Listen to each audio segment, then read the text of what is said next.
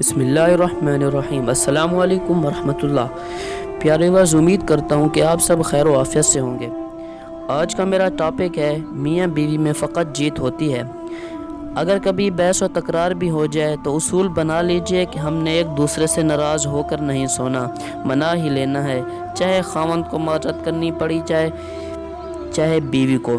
موقع کے مناسب جو بھی ہو، دونوں کے ایک دوسرے سے معذرت کر لینی چاہیے، احساس کر لینا چاہیے، اور ناراضگی کی حالت میں کبھی نہیں سونا چاہیے، اس لیے کہ جب ناراضگی کی حالت میں سوئیں گے تو شیطان کو دلوں میں نفرتیں ڈالنے کا بیج مل جائے گا، اور وہ بیج کو پانی دے گا اور پھر دلوں میں نفرتیں بڑھتی چلی جائیں گی۔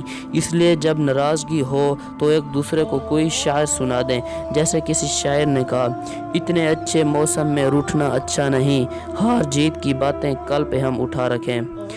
تو یہ بات اگر انسان کر لے کہ بھائی ہار جیت تو ہم کل پر اٹھا رکھتے ہیں، اس بحث کا فیصلہ کل کر لیں گے، آج دوستی کر لیں، آج محبت سے وقت گزار لیتے ہیں، تو جب اس طرح آپس میں پیار محبت سے میاں بیوی وقت گزاریں گے تو نفرتیں ختم ہو جائیں گی۔ واقعی میاں بیوی میں تو ہار ہوتی ہی نہیں، میاں بیوی میں تو جیت ہی جیت ہوتی ہے۔